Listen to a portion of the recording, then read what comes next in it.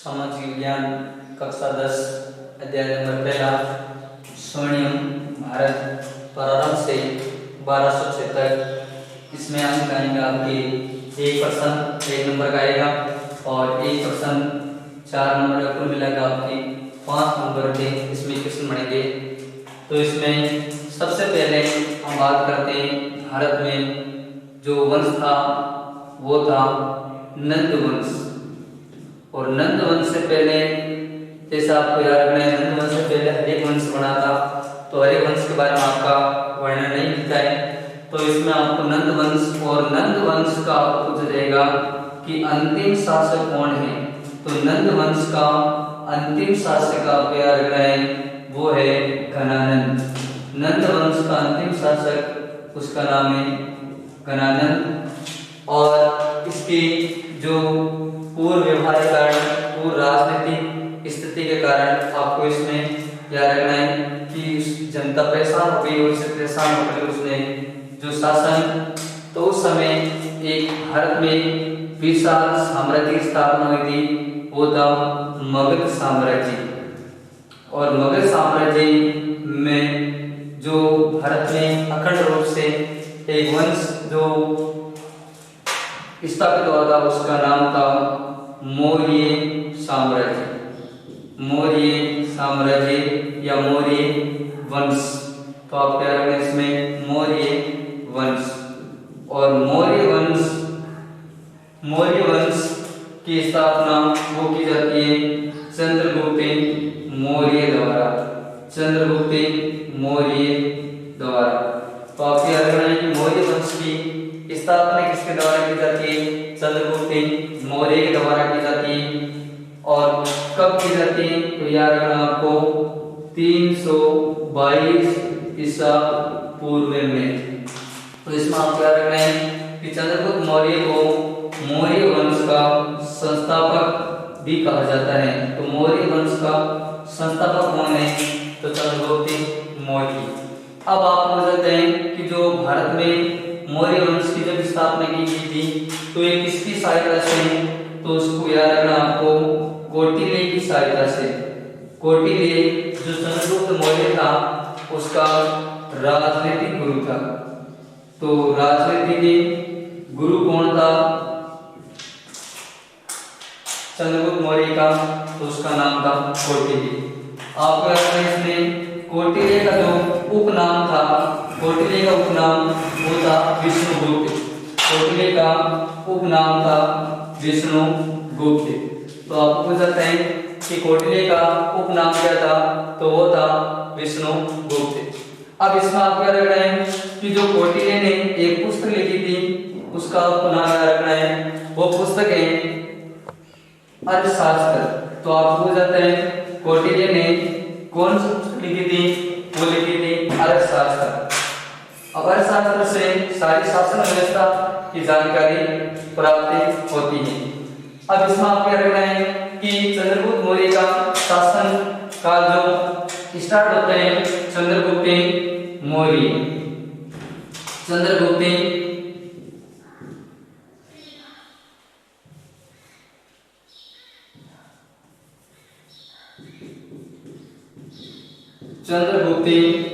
मौर्य। चंद्रगुप्त मौर्य का शासन स्टार्ट होता है, वो होता है आपके 322 ईसा पूर्व से लेकर वो चलता है 298 ईसा पूर्व तक। तो सबसे पहले आपको इसमें याद रखना है कि चंद्रगुप्त मौर्य का शासन काल कब शुरू होता है और कहां तक चलता है। तो चंद्रगुप्त मौर्य का शासनकाल 322 ईसा पूर्व में स्टार्टिंग होता है और 298 ईसा पूर्व तक चलता है। अब यहाँ तक बात की जाए आपकी, तो मौर्य वंश की नींव रखी थी चंद्रगुप्त मौर्य ने और यहाँ के शासनकाल माना जाता है। जब ये शासक बनता है तो उस समय उसकी आयु रहती है 25 वर्ष। 25 वर्ष की आयु में ये शासक बनता है, संपूर्ण भारत पर शासन या शासन करता है, प्रशासन संभालता है और उस समय उसकी आयु होती है 25 वर्ष। जब 25 वर्ष की आयु में शासन संभाला कौटिल्य की सहायता से, कौटिल्य का राजनीतिक गुरु का, और उस समय एक यूनानी शासक था, उसका नाम याद रखना है यूनानी शासक। वो यूनानी शासक था, यूनानी शासक, और यूनानी शासक का नाम था सेल्यूकस निकेटर। याद रखना आपको सेल्यूकस निकेटर। तो सेल्यूकस निकेटर ने सेल्यूकस निकेटर ने या याद रखना आपको सेल्यूकस निकेटर ने 305 ईसा पूर्व में सेल्यूकस निकेटर और प्लस जो चंद्रगुप्त मौर्य और जो सेल्यूकस निकेटर था, इनके मध्य 305 ईसा पूर्व में युद्ध होता है और युद्ध में सेल्यूकस निकेटर की हार हो जाती है। अब सेल्यूकस निकेटर की जब हार हो जाती है तो हार होने के बाद में सेल्यूकस निकेटर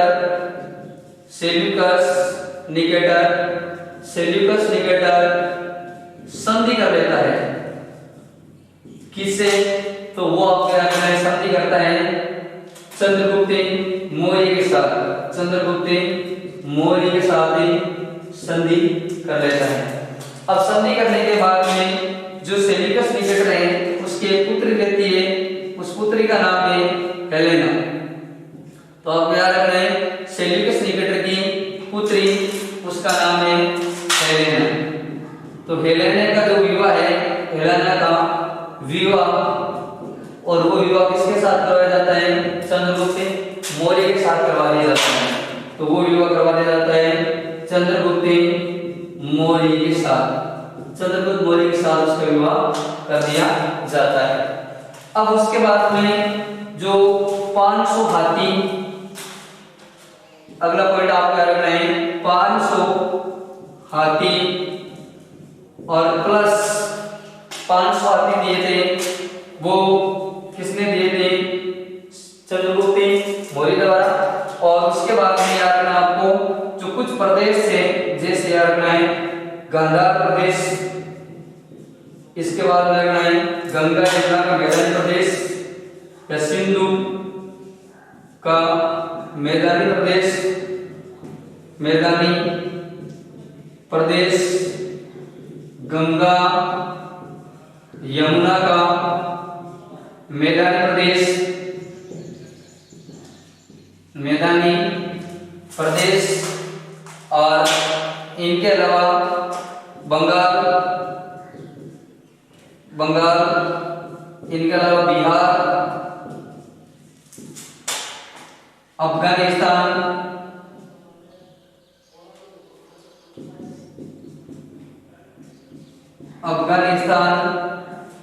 जो आदि क्षेत्र थे वो उसको सौंप दी। अब उसके बाद में बात की जाती है अंतिम समय की, और अंतिम समय से पहले एक सवाल आपको नोट कर रहा हूं, वो है 2 तमिल ग्रंथ प्राप्त हुए। तमिल ग्रंथ, उसका नाम याद रखना है, एक का नाम है अहनानुरु, और दूसरे ग्रंथ का नाम है वो है मुरनानुरु। तो आप याद रखना है इसमें पहला जो तमिल ग्रंथ है उसका नाम है अहनानुरु और दूसरे का नाम है मुरनानुरु। अब ये क्यों लिखवाए, इसको आपको याद रखना है कि इससे याद रखना है कि चंद्रगुप्त मौर्य ने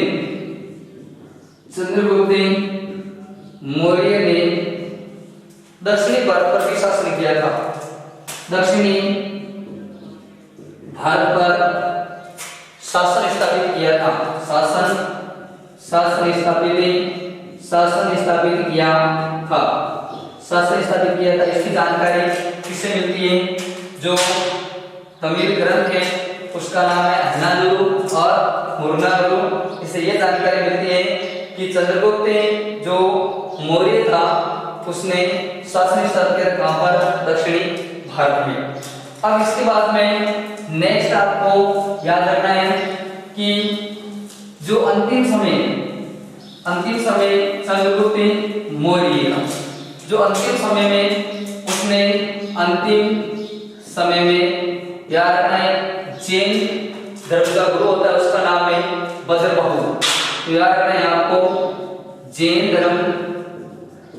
धर्म का जो गुरु है उसका नाम है, जैन धर्म का जो गुरु है उसका नाम है भद्रबाहु। और भद्रबाहु से उसने शिक्षा दीक्षा ग्रहण की।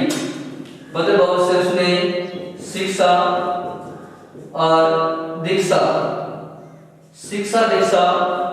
ग्रहण करने के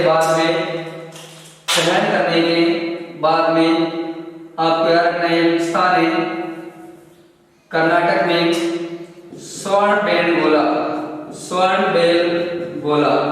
और श्रवणबेलगोला वर्तमान में कर्नाटक में है। और कर्नाटक का जो प्राचीन नाम है वो याद रखना आपका मैसूर। कर्नाटक का प्राचीन नाम मैसूर और श्रवणबेलगोला वहां पर स्थान है। तो यहाँ पर श्रवणबेलगोला नाम स्थान पर 298 ईसा पूर्व में यहाँ पर उपवास के दौरान, किसके दौरान?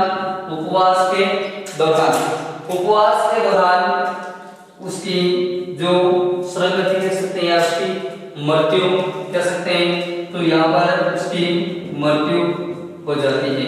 तो ये आपके पहला शासक था मौर्य वंश में शक्तिशाली सम्राट वो था चंद्रगुप्त मौर्य, जिसने भारत में सबसे पहले मौर्य वंश की नींव रखी थी। और इसकी सहायता से कौटिल्य, विष्णुगुप्त जिनके द्वारा एक पुस्तक लिखी गई उसका नाम है अर्थशास्त्र। अब उसके बाद में जो अगला शासक आता है चंद्रगुप्त के बाद में जो आपके उसके बाद में दूसरा शासक आता है चंद्रगुप्त मौर्य है। उसके बाद में अगला शासक है उसका नाम है बिंदुसार। तो आपको बताते हैं बिंदुसार कौन था? तो बिंदुसार वो था आपके चंद्रगुप्त मौर्य का उत्तराधिकारी पुत्र। तो पहला प्रश्न बनता है इसका, वो बनता है पुत्र एवं उत्तराधिकारी। तो याद रखना आप इसमें कि चंद्रगुप्त मौर्य का पुत्र एवं उत्तराधिकारी,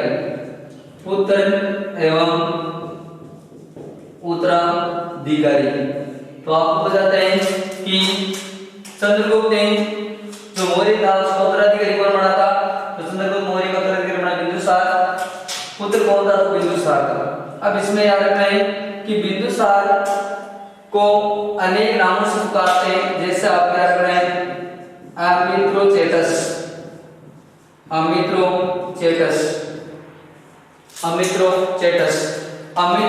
का मतलब होता है अमित्रघात। और अमित्रघात का मतलब होता है शत्रु का हरण करने वाला या शत्रुओं को मारने वाला। तो इसका मतलब होता है शत्रु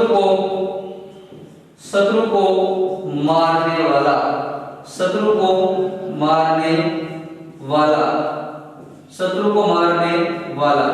ये आपको याद रखना है इसमें कि अमित्रोचेटस। और ये जो अमित्रोचेटस कौन कहते थे? तो इसमें आपको याद रखना है, वो याद रखना है किसके अनुसार? यूनानी शासकों के अनुसार। तो आप पूछ जाते हैं कि यूनानी शासक जो बिंदुसार था उसको किस नाम से पुकारा जाता था या किस नाम से पुकारते? तो अमित्रोचेटस मतलब अमित्रघात, शत्रु का हरण करने वाला। अब इसके बाद में याद रखना आपको एक दूसरा नाम था उसका सिंहसेन और एक था भद्रसेन या भद्रसार। अब इसमें याद रखना आपको कि इसमें तो याद रखना है वायु पुराण और इसमें याद रखना आपको जैन ग्रंथ। तो इसमें पहले आपको याद रखना है सिंह सेन किसके अनुसार? वायुपुराण के अनुसार। भद्रसेन किसके अनुसार? जैन ग्रंथ के अनुसार। अब इसमें आपको रखना है कि बिंदुसार के शासनकाल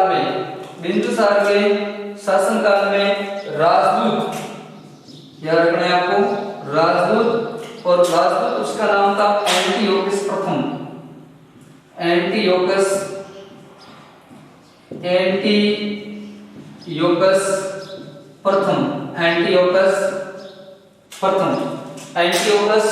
प्रथम। अब इसमें याद रखना है जो बिंदुसार के जो दो पुत्र थे उसका नाम था, पहला का नाम था अशोक और दूसरे पुत्र का नाम था वो था सुसीम। तो दो पुत्र थे, नाम याद रखना है कौन थे? पहला था अशोक और दूसरा कौन था? सुसीम। ठीक है। अब इसमें आपको याद रखना है कि जब भारत पर विद्रोह हुआ था, भारत में क्या हुआ था? विद्रोह हुआ था।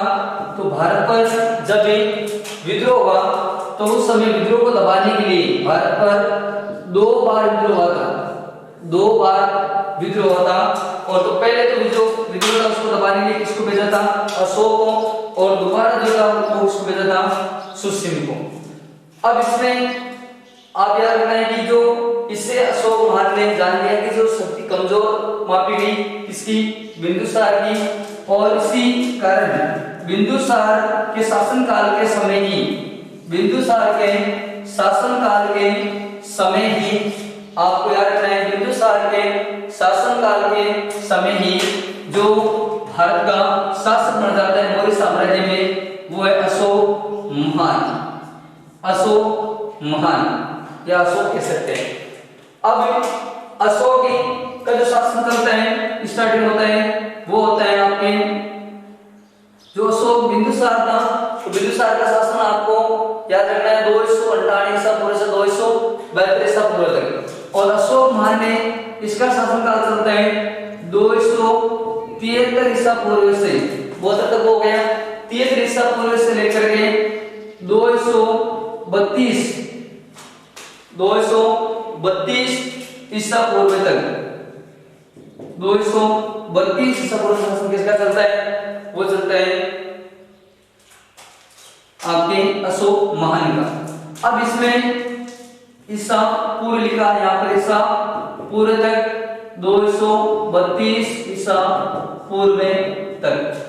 अब इसमें सबसे पहले आपको क्या रखना है अशोक महान के बारे में कि अशोक महान के जो जानकारी, अशोक नाम की जानकारी मिलती है, एक याद रखना एक अभिलेख प्राप्त हुआ था, उसका नाम था गुजरा अभिलेख। पहला अभिलेख याद रखना है गुजरा अभिलेख। दूसरा जो अभिलेख देख रहे हैं आपको याद रखना है मास्की अभिलेख। तो आपको याद रखना है इसमें 2 अभिलेख प्राप्त हुए, कौन कौन से? पहला अभिलेख याद रखना है गुजरा अभिलेख और दूसरा अभिलेख याद रखना है वो मास्की अभिलेख। इन अभिलेखों से अशोक का नाम अशोक मिलता है। परीक्षा में आपको जाते हैं कि किन अभिलेखों से अशोक का नाम अशोक मिलता है, तो याद रखना आपको गुजरा और मास्की अभिलेखों से। अब इसके बाद में आपको याद रखना है कि जो अशोक महान को 2 उपाधियां प्राप्त थी। अशोक महान को 2 उपाधियां प्राप्त थी। पहला आपको याद रखना है देवाना प्रिय और दूसरी है देवाना प्रिय दसी। तो इसमें पहला आपको याद रखना है वो है देवाना प्रिय और दूसरी याद रखना है देवाना प्रिय दसी। यह आपको याद रखना है 2 उपाधियां प्राप्त थी। तो परीक्षा में भी पूछा जाता है अशोक महान को कौन कौन सी उपाधियां प्राप्त थी, तो याद रखना है उपाधियां देवाना प्रिय और देवाना प्रिय दसी की उपाधि प्राप्त थी। अब उसके बाद में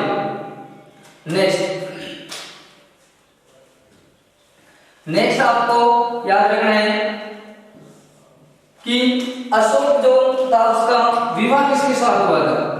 अशोक का जो विवाह था, अशोक का विवाह हुआ था विदिशा की राजकुमारी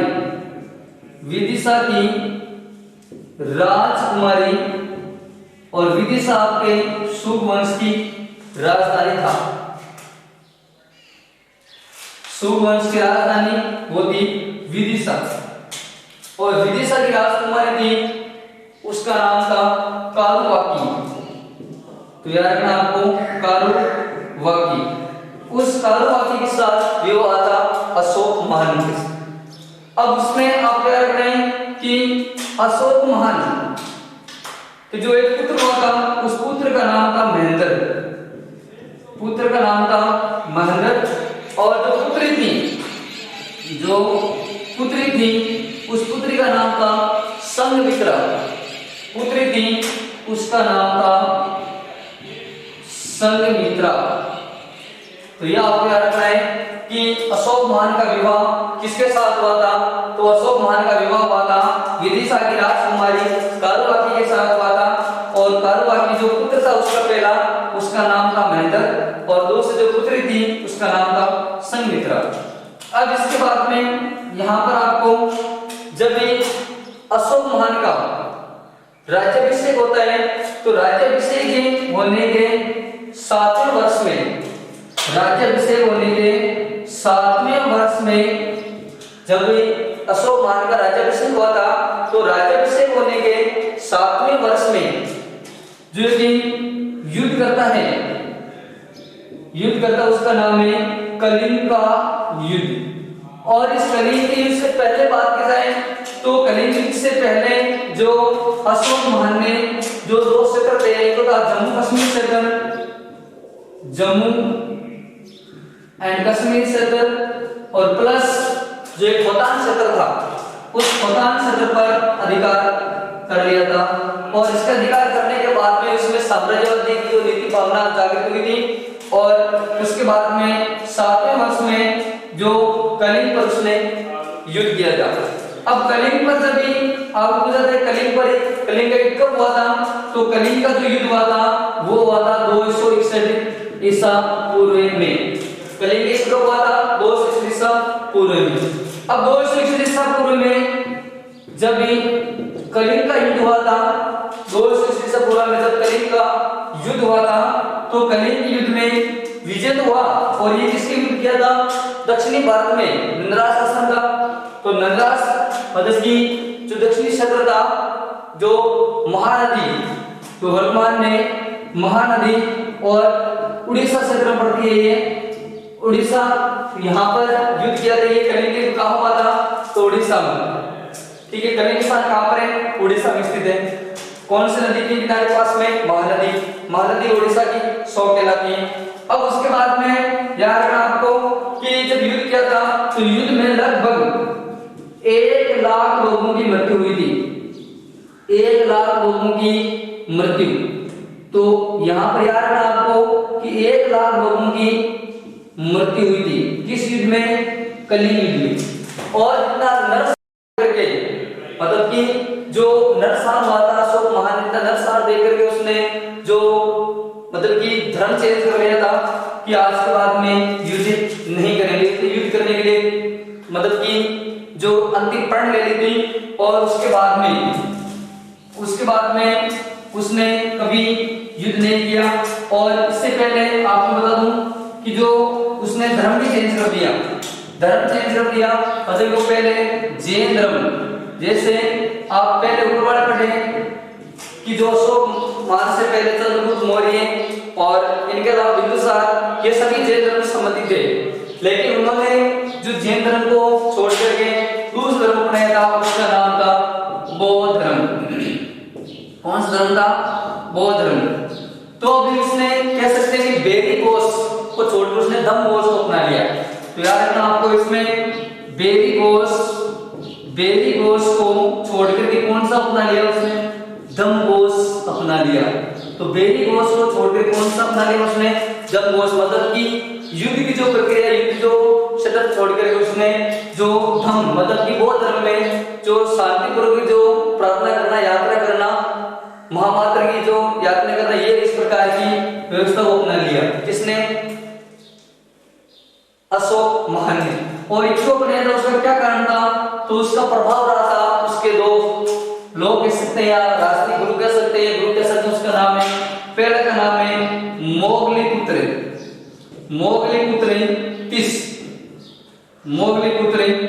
तिस, और दूसरे का जो नाम है आपको याद रखना उपगुप्त।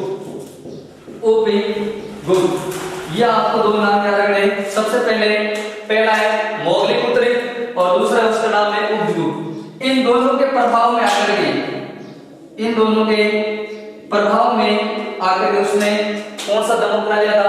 दम घोष अपना लिया था। इसने ग्रीक घोष को त्याग किया। अब इसके बाद में बात की जाए यहाँ पर अशोक महान से संबंधित, तो अशोक महान ने इसको अपनाने के बाद में विश्व प्रसिद्ध 4 गुफाओं का निर्माण करवाया। विश्व प्रसिद्ध 4 गुफाओं का निर्माण करवाया। 4 गुफाओं का निर्माण, तो आप याद रखें यहाँ पर कि 4 गुफाओं का निर्माण है। 4 गुफाएं कौन सी बनवाई थी, जो अपनी आजीविका एवं रहने के लिए व्यवस्था की गई। इसमें विश्व प्रसिद्ध 4 गुफाओं का निर्माण करवाया था। और विश्व प्रसिद्ध गुफाएं कौन सी थी, तो इसमें सबसे पहले एक नंबर आपको याद रखना है कर्ण। पहला याद रखना आपको कर्ण, दूसरा याद रखना है वो रखना है सुदामा, तीसरा याद रखना है चौपार या चापार, चौथा याद रखना है वो आपको याद रखना है इसमें चापार या चौपार। और इसके बाद में विश्व झोपड़ी। तो आपको परीक्षा में प्रश्न पूछा जाता है कि अशोक महान ने अपने शासनकाल के दौरान जो विश्व प्रसिद्ध 4 किन गुफाओं का निर्माण करवाया था या किन गुफाओं का निर्माण करवाया था, तो उसका नाम पहले का कर्ण, दूसरे का सुदामा, तीसरे का चापार और उसके बाद में विश्व झोपड़ी। अब इसके बाद में यहाँ पर आपको याद रखना है सबसे पहले कि अशोक महान के शासनकाल में या अशोक ने कुछ अभिलेख लिखे हैं या अशोक के शासनकाल में अभिलेख प्राप्त हुए। तो आपको याद रखना है अभिलेख, वैसे जो आप टॉपिक है उसमें पढ़ेंगे अभिलेख। मैं आपको बता दूं शॉर्ट में, अभिलेख 14 अभिलेख प्राप्त हुए हैं। अशोक के शासनकाल में कुल कितने अभिलेख प्राप्त हुए हैं? 14 अभिलेख। कितने प्राप्त हुए हैं? 14 अभिलेख। अब इसमें आपको जो 14 अभिलेख हैं, जो 14 अभिलेख हैं उसमें आपको याद रखना है 7 गुहा अभिलेख। 7 क्या है? गुहा अभिलेख। और जो 7 है वो है स्तंभ अभिलेख। 7 है स्तंभ अभिलेख, 7 स्तंभ अभिलेख और इसके बाद में 7 गुहा अभिलेख प्राप्त हुए हैं। अब इनमें से जो कौन सा अभिलेख आपके पढ़ने जो मोस्ट इंपोर्टेंट जो प्रश्न पूछे जाते हैं 1 नंबर के, तो सबसे पहला जो आपको याद रखना है वो याद रखना है नंबर 1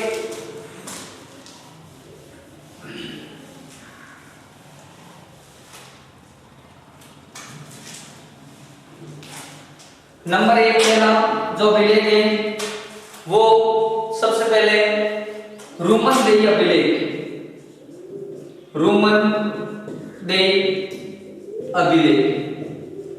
रुमनदेही अभिलेख। अब आपको याद रखना है रुमनदेही अभिलेख। रुमनदेही अभिलेख ये आपके बोर्ड 2018 में क्वेश्चन आया था इससे कि रुमनदेही अभिलेख से किस बात की जानकारी प्राप्त होती है। तो रुमनदेही अभिलेख से जानकारी प्राप्त होती है कि जो मौर्य साम्राज्य था उसमें अशोक महान था और अशोक महान के शासनकाल में जो कर वसूली जाती थी, अशोक महान के शासनकाल में जो कर वसूली जाती थी और कर में 1/6 भाग वसूला जाता था और 1/6 में जो स्थान पर 1/8 भाग वसूला जाने लगा। तो इस बात की जानकारी किससे मिलती है? वो मिलती है रुमनदेही अभिलेख से। अब इसके बाद में नंबर 2 है आपको याद रखना हाथी गुफा अभिलेख।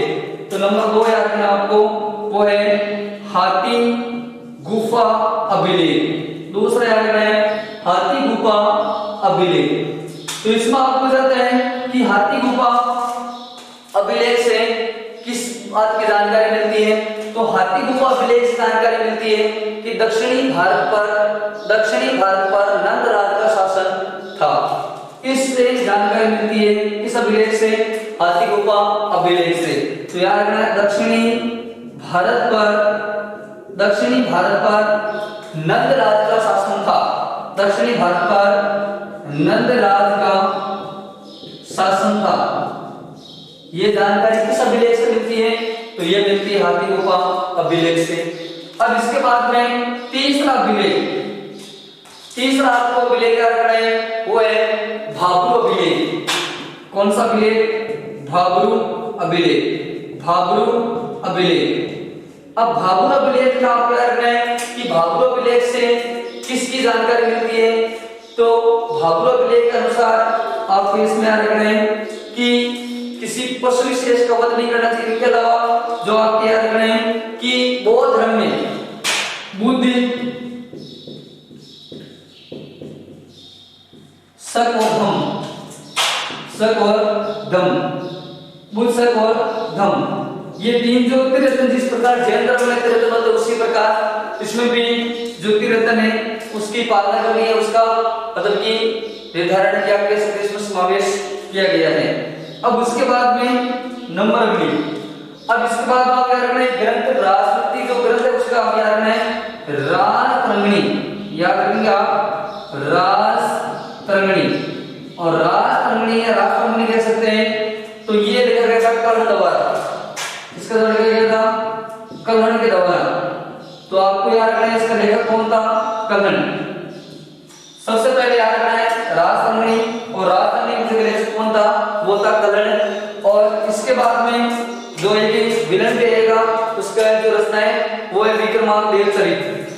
अब उसके बाद में राजतरंगिणी से किस बात की जानकारी मिलती है? राजतरंगिणी से इस बात की जानकारी मिलती है कि अशोक महान था वो शिव का उपासक था। अशोक महान शिव का उपासक था। शिव का उपासक था। इस बात की जानकारी किस अभिलेख से प्राप्त होती है? वो होती है राजतरंगिणी अभिलेख से।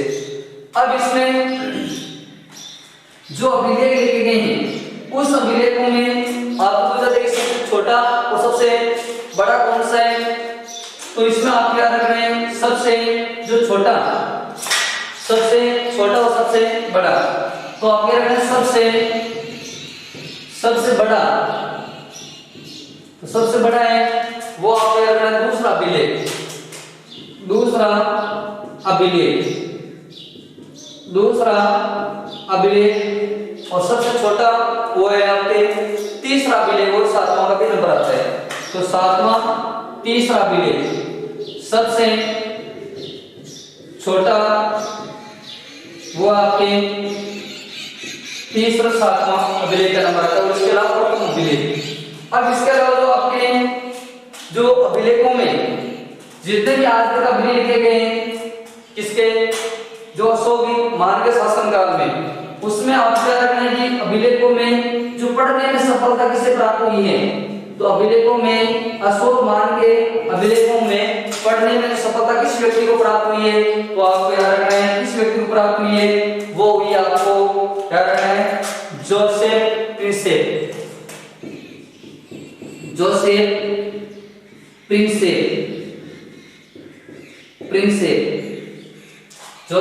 प्रिंसेप इसको अभिलेख पढ़ने में सफलता प्राप्त हुई है। अब इसके बाद में नेक्स्ट जो कलिंग का जो युद्ध हुआ था, और कलिंग के युद्ध के बाद में उसने धम्मघोष जो अपनाया था, और धम्मघोष को अपनाने के साथ में उसने जो अपनाया था उसका नाम था धम्म। अब धम्म क्या है? तो याद रखना कलिंग युद्ध के पश्चात अशोक महान ने जैन धर्म को छोड़कर बौद्ध धर्म में जिन नैतिक आदर्शों का प्रतिपादन किया उससे नाम दिया धम्म। तो याद रखना है कलिंग युद्ध के पश्चात अशोक महान ने जैन धर्म को छोड़कर उसने बौद्ध धर्म अपनाया था, और बौद्ध धर्म के जिन नैतिक आदर्शों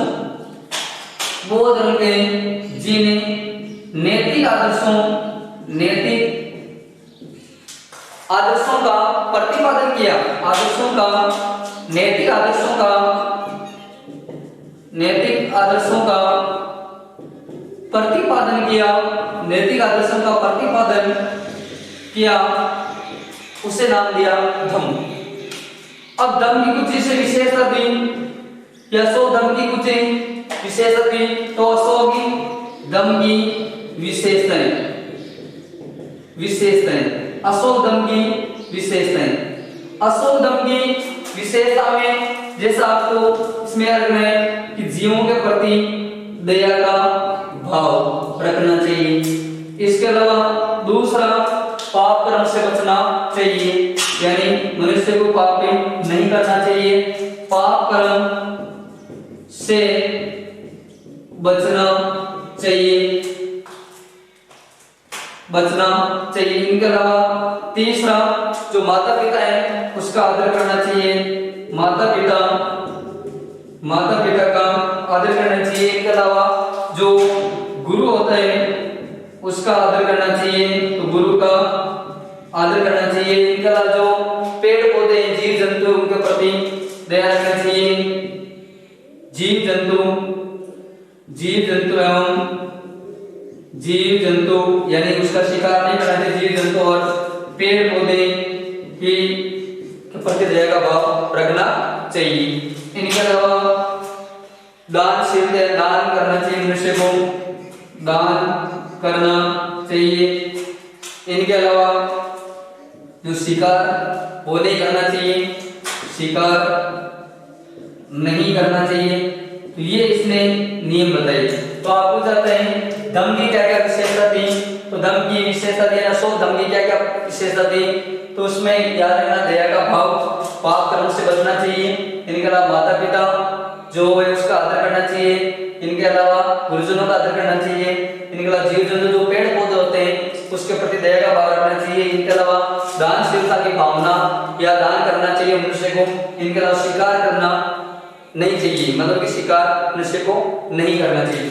ये आपके थी धम्म की विशेषताएं।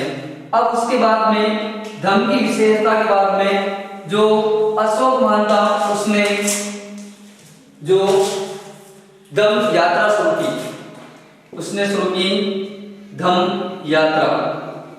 याद करना आपको धम्म यात्रा।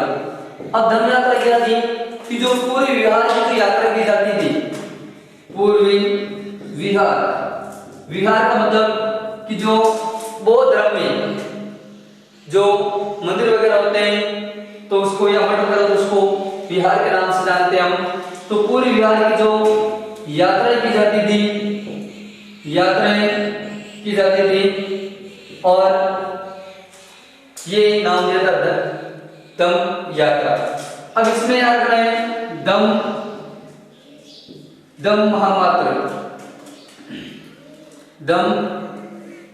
महामात्र मतलब कि जो यात्रा करने वाले जो उसने कर्मचारियों की नियुक्ति की थी, उसने कर्मचारियों की नियुक्ति की थी और उसके नाम दिया था धम्म महामात्र। एक इसमें याद रखना है अनुसंधान। और ये मतलब यात्रा के लिए जो प्रावधान करते थे उसको नाम दिया था अनुसंधान। अब इसके बाद में आपको रखना है अशोक के अभिलेख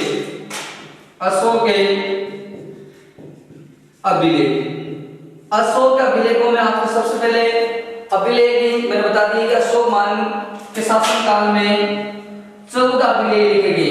पहले से कितने अभिलेख? 14। इन 14 में से आपको याद रखना है कि जो जितने भी अभिलेख लिखे गए हैं, जैसे आपके बाबू अभिलेख है, इसके अलावा हाथी को अभिलेख है, राजतमणी ग्रंथ है, और इनके अलावा जो प्रथम अभिलेख है, दूसरा अभिलेख है, तीसरा अभिलेख है, सातवां अभिलेख है। तो ये जितने भी अभिलेख प्राप्त हुए वो कौन सी भाषा में लिखे गए हैं या कौन सी लिपि में लिखे गए हैं? तो याद रखना ब्राह्मी लिपि में। कौन सी लिपि में? ब्राह्मी लिपि में लिखे गए हैं। तो आप पूछ सकते हैं कि अशोक महान के जितने भी अभिलेख प्राप्त हुए हैं उन अभिलेखों में कौन सी भाषा प्रयुक्त की गई है? तो वो भाषा आपको ब्राह्मी। इस ब्राह्मी भाषा के अलावा वहां पर एक भाषा और भी है, खरोष्टी नाम भी मिलता है। तो दूसरा याद रखना है वो है खरोष्टी भाषा। ये आपको याद रखना है खरोष्टी भाषा। अभी इनके अलावा जो अभिलेख आपको बता दें, अभिलेख जितने भी लिखे अभिलेख उसमें पढ़ने में सफलता किससे प्राप्त हुई है, तो अभिलेखों में जो पढ़ने में सफलता प्राप्त हुई है वो आपको याद रखना है जोसेफ प्रिंसेप, जोसेफ प्रिंसेप। तो इसको सबसे पहले पढ़ने में सफलता प्राप्त हुई है, किसके अभिलेख पढ़ने में, अशोक महान का अभिलेख पढ़ने में।